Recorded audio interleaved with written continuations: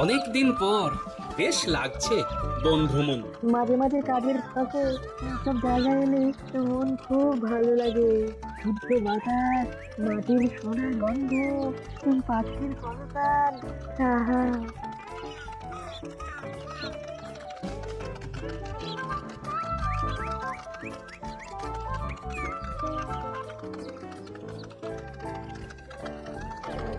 মহারাজের রথ থামছে। আমরা এইখানে বসে আজ রাজকার্য পরিচালনা করব। মন্ত্রী, তুমি ঝটপট এখানে বসার বন্দোবস্ত করে দাও। আমি এক্ষুনি ব্যবস্থা করে দিচ্ছি মহারাজ। এই এখানেই আমাদের বসার জন্য ছাউনি করে দাও। এক্ষুনি করে দিচ্ছি মন্ত্রী মশাই। এরা বসার জায়গাটা করে দিক, ততক্ষণ আমরা একটু হেঁটে আসি।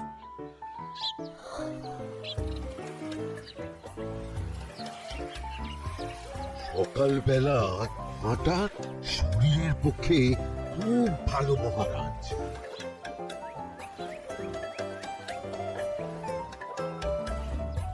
আগেকার দিনে রাজা মহারাজরা এই সব বনে মৃগয়া করতে আসতেন। মৃগয়া একদম ভালো নয় মন্ত্রী। তুমি জঙ্গলে আসছো অন্য প্রাণীদের মারতে। কেন মারবে? ওরা তো তোমার কোনো ক্ষতি করেনি। না, তা করেনি, কিন্তু তখন ওটা রাজা মহারাজাদের খেলা ছিল। শুনেছি আপনার প্রপিতামহ খুব ভালো বাঘ শিকার করতেন, অনেক বাঘ মেরেছেন। মন্ত্রী, তুমি একটা কথা হয়তো জানো না। আমার প্রপিতামহ শিকার করতেন, কিন্তু কোনো স্বাভাবিক জানোয়ারকে নয়। যে বাঘ মানুষ খেকো হয়ে প্রজাদের ক্ষতি করত, আমার প্রপিতামহ সেই সমস্ত বাঘদেরই মারতেন। এছাড়া উনি অন্য প্রাণী সংরক্ষণ করতে বড়ই ভালোবাসতেন।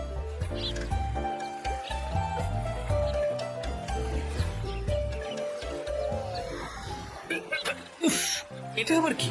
এই এটা আবার কোথা থেকে উড়ে এলো? কোথাও তো ঝড় হাওয়া কিছুই নেই। একটা ধাঁধা মহারাজ, এই কাগজে লেখা। দাদা, পড় দেখি।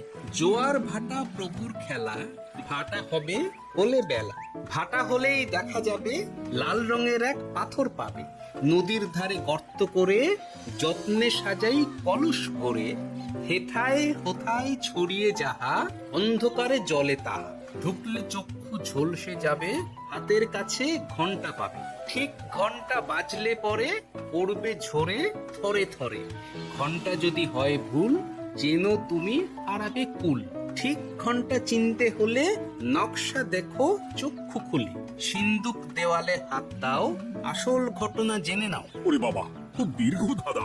তা মন্ত্রী, তুমি কিছু বুঝলে? এটা একটা গুপ্তধনের নকশা। এর মধ্যে গুপ্তধন কোথায় আছে তার একটা ধারণা দেওয়া আছে। গুপ্তধন ওটা আমাকে পেতেই হবে, পেতেই হবে। দেখি দেখি একবার কাগজটা দাও।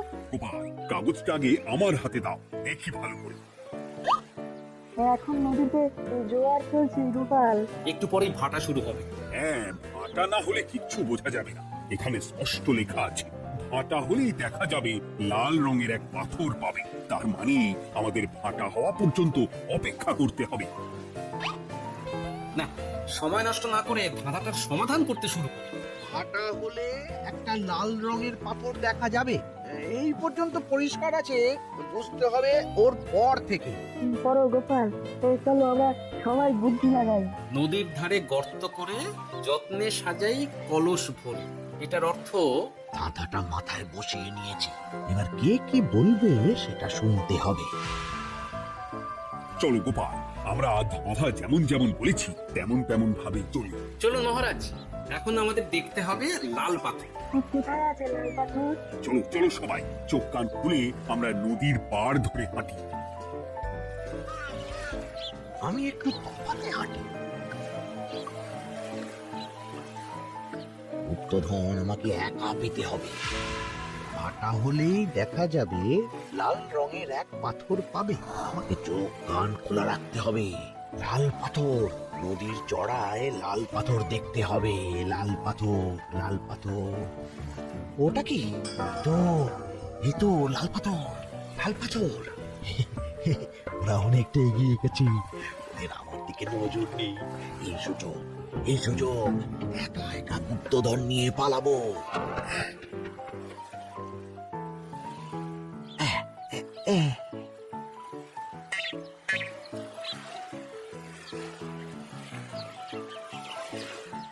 কি গো, আমরা তো হেঁটেই চলেছি, লাল পাথর তো কই দেখতে পাচ্ছি না। আরেকটু হাঁটতে হবে মহারাজ, গুপ্তধন বলে কথা, ওকে আর সহজে ধরা যায়? সেটা অবশ্য সঠিক কথা। আচ্ছা, আমরা সবাই তো আসছি হেঁটে হেঁটে, মন্ত্রী মশাই গেলেন কোথায়? কি যে ঘটে! সত্যি তো, মন্ত্রী কোথায়? ও সেনাপতি, মন্ত্রীকে দেখেছো? কই, না তো মহারাজ। তাহলে কোথায় গেলেন মন্ত্রী মশাই? এই জঙ্গলে বাঘ ভাল্লুক আছে, শেষে কিনা বাঘে নিল।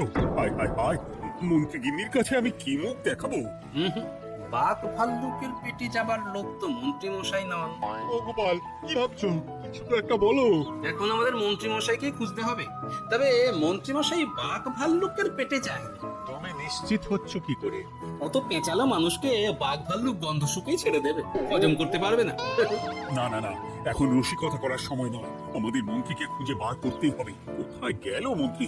চলো চলো, গুপ্তধন মাথায় থাক, চলো মন্ত্রীকে খুঁজি। আহ, মন্ত্রী কোথায় গেল কে জানে। একবার পুরো ধাঁধাটা ঝালিয়ে নি। ভাটা হলেই দেখা যাবে লাল রঙের এক পাথর পাবে। ভাটা হয়েছে, লাল রঙের পাথরের মাথায় চাপ দিয়ে গুহার মুখও খুলেছি। এবার নদীর ধারে গর্ত করে যত্নে সাজাই কলস ভরে। এটাই তো ঠিক বুঝতে পারছি না।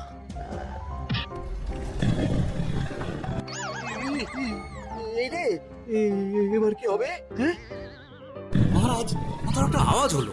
এই, আওয়াজটা কোন দিক থেকে হলো? চলুন সামনে এগিয়ে যাই। আমার মনে হয় আওয়াজটা সামনের দিক থেকে এলো। আমারও তাই মনে হলো। তবে কি মন্ত্রী মশাই লাল পাথরের হদিশ পেয়ে গেছেন? আমাদের চোখে পড়লো না, অথচ মন্ত্রী মশাইয়ের চোখে পড়ে গেল। আসলে আমরা কথা বলতে বলতে গেছি, তাই নজরে পড়েনি। মন্ত্রী মশাই একা একা আমাদের পেছন পেছন আসছিলেন। উনি ইচ্ছে করেই আমাদের পেছনে পেছনে আসছিলেন।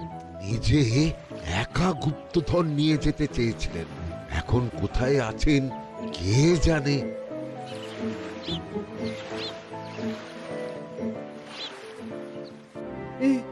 অন্ধকারে কিছু দেখতে পাচ্ছি না তো। ধাঁধাতে কি ছিল? হ্যাঁ, কি ছিল? হেথায় হোথায় ছড়িয়ে যাহা, অন্ধকারে জলে তাহা, ঢুকলে চক্ষু ঝলসে যাবে, হাতের কাছে ঘন্টা পাবে। পেয়েছি পেয়েছি, ঘন্টা ঘন্টা ঘন্টাটা পেতে হবে। ঘন্টাটা ঘন্টাটা ঘন্টা। ভাটা হলেই দেখা যাবে লাল রঙের এক পাথর পাবে, নদীর ধারে গর্ত করে যত্নে সাজাই কলস ভরে, হেথায় হোথায় ছড়িয়ে যাহা, অন্ধকারে জলে তাহা, ঢুকলে চক্ষু ঝলসে যাবে, হাতের কাছে ঘন্টা পাবে। ঠিক ঘন্টা বাজলে পরে পড়বে ঝরে থরে থরে, ঘন্টা যদি হয় ভুল, যেন তুমি হারাবে কুল। ঠিক ঘন্টা চিনতে হলে নকশা দেখো চক্ষু খুলে, সিন্দুক দেওয়ালে হাত দাও, আসল ঘটনা জেনে নাও। এবারে ভালো করে ঠান্ডা মাথায় ভাবতে হবে। ঘটা হলেই দেখা যাবে লাল রঙের এক পাথর পাবে।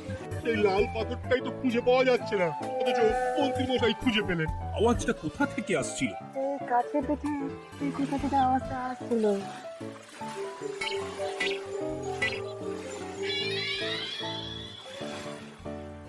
এই তো,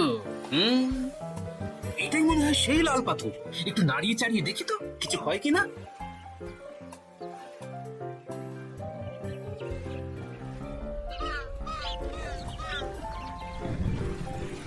এই তো, কাজ হয়েছে। এই তো সুড়ঙ্গ। আপনারা নিচে নামুন। আপনারা কি দেখছেন সেটা বলবেন মহারাজ। সবাই যদি নেমে যাই, যদি কোনো কারণে সুড়ঙ্গের মুখ বন্ধ হয়ে যায়, তাহলে আর আমরা বাইরে বেরোতে পারবো না মহারাজ। গোপাল ঠিকই বলেছে, আমরা দুজন বাইরে থাকি। মহারাজ, আর একটা কথা, কোনো ঘন্টায় হাত দেবেন না, মনে আছে তো? ঘন্টা যদি হয় ভুল, যেন তুমি হারাবে কুল। ওরে বাবা, এই বয়সে আর কুল হারাতে চাই না। ঠিক আছে, তোমার কথাই অক্ষরে অক্ষরে পালন করব। দেখি এই সুড়ঙ্গে মন্ত্রী মশাইকে দেখতে পাই কিনা। চলুন মহারাজ, সুড়ঙ্গে নামি। সবাই সাবধানে নামো।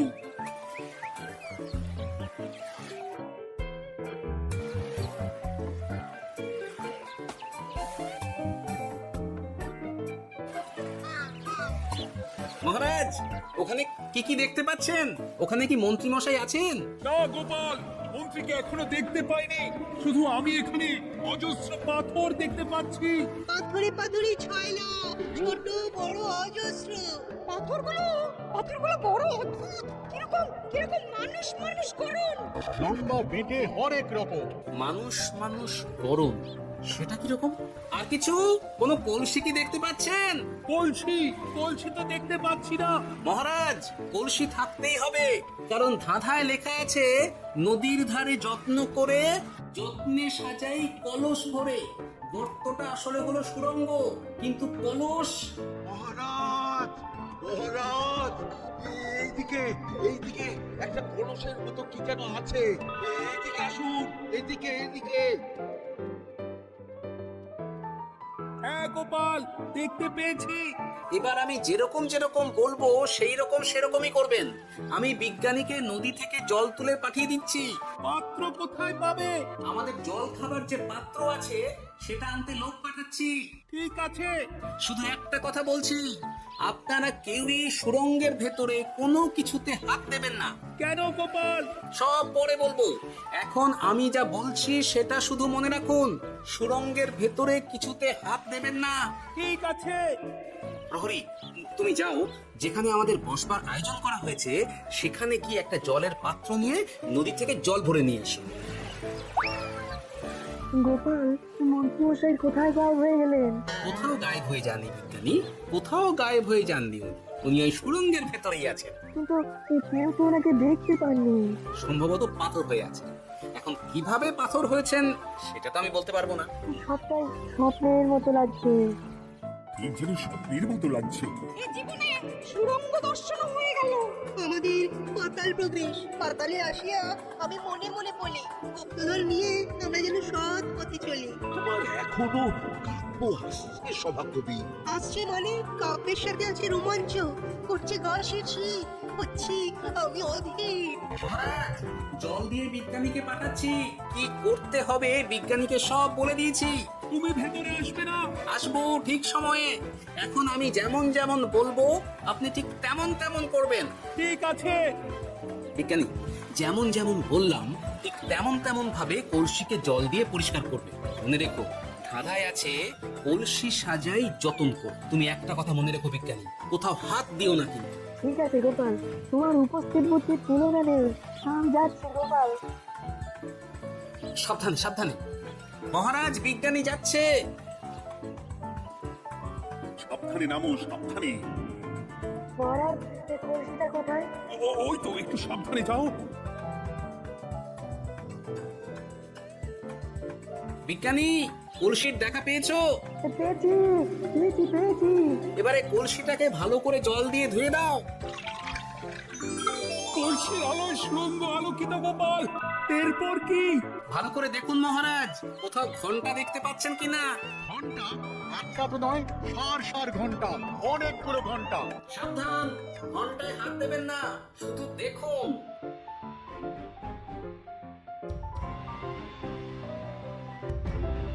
মহারাজ, আমরা গুপ্তধনের খুব কাছে চলে এসেছি। তাই নাকি? কি মজা, কি মজা। এবার খাবো ক্ষীরের গজা। কবি চুপ করো, এখনো আমরা গুপ্তধন পাইনি। আমার মুখে দাঁড়িয়ে সবগুলো তারা আঁকা। বিজ্ঞানী, কোন ঘন্টায় চাঁদের নকশা করা আছে কি? একটু দেখে বলো না। আমি আতস কাজ নিয়েই দেখছি, সব ঘন্টাতেই তারা আঁকা। খবরদার, কোনো ঘন্টাকেই ছোঁবে না। ঠিক আছে, কোনো কিছু না ছুঁয়ে আমি দেখছি। পেয়েছি গোপাল, চাঁদ আঁকার ঘন্টা পেয়েছি। ওই ঘন্টাটা বাজাও, বাজাও।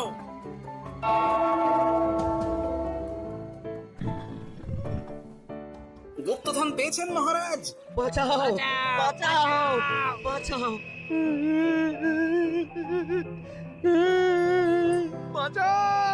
মহারাজ বাঁচান! বিজ্ঞানী, মন্ত্রীর গলা পাচ্ছ না?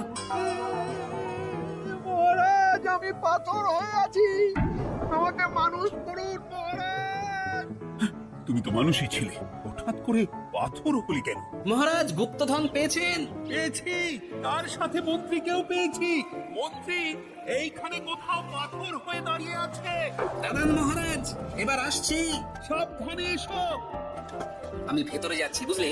যদি কোনো কারণে দেখো পাথরটা গুহার মুখটা আটকে দিয়েছে, অমনি তোমাদের কাজ হলো পাথরটাকে ছুঁয়ে ফেলা, বুঝলে? ঠিক আছে গোপাল দাদা, আমার মনে হয় বিপদ আর কিছু ঘটবে না, তবুও সাবধানের তো মান নেই।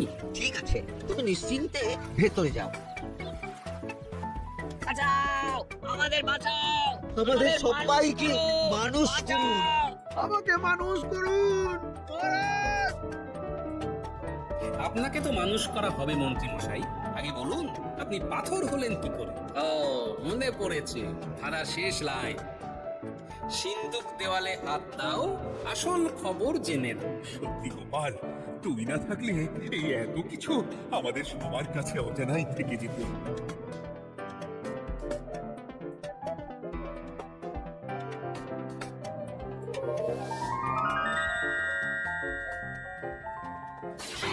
ধন্যবাদ আমাকে মুক্ত করার জন্য।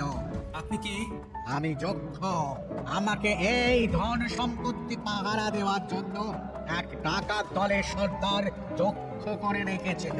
আমি 100 বছর ধরে এইখানে যক্ষ হয়ে আছি। আমি তোমার জন্য মুক্ত হলাম গোপাল। এই সম্পত্তি তোমার গোপাল। সম্পত্তি নিয়ে আমি কি করবো? আমি এই সব সম্পত্তি মহারাজকে দান করলাম, রাজ্যের অনেক কাজ হবে এতে। তুমি ধন্য গোপাল, তুমি ধন্য। এবার আমার যাবার সময় এসেছে, আমাকে যেতে হবে। যাবার আগে এই পাথরগুলোকে মানুষ করে যান। এরা সব লোভী। আমি আমার সীমিত ক্ষমতায় এই গুপ্ত ধনের ধাঁধাকে এখানে যারাই ভ্রমণ করতে আসে তাদের হাতে তুলে দিই, কিন্তু কেউ এই ধাঁধার সমাধান করতে পারে না। সবার মনে লোভ কাজ করে, এই লোভ এদেরকে পাথর করে রেখেছে। পাথর হলো কি করে?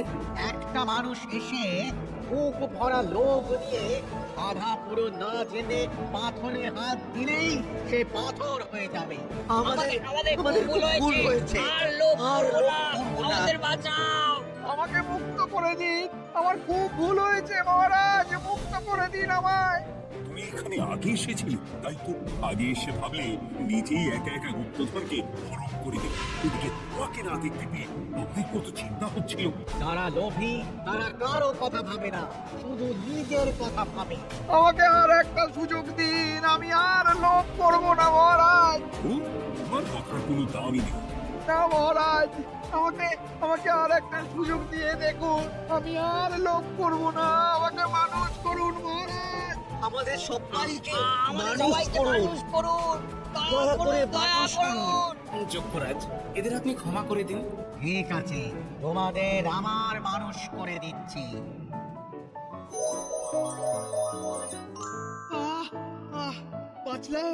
বাঁচলাম। এইরকম বারবার বাঁচা যাবে না, কিন্তু এবার সাপ ব্যাং যাই হবে না কেন ওইভাবেই থাকতে হবে, এই আমি বলে দিলাম। এবার আমার মুক্তি। মুক্তি নেবার আগে আরেকটা প্রশ্ন, যে ডাকাত সর্দার তার সম্পত্তিকে রাখার জন্য আপনাকে যক্ষ বানিয়েছিল, এই সম্পত্তি তো তাদের, আমরা তো নিতে পারি না।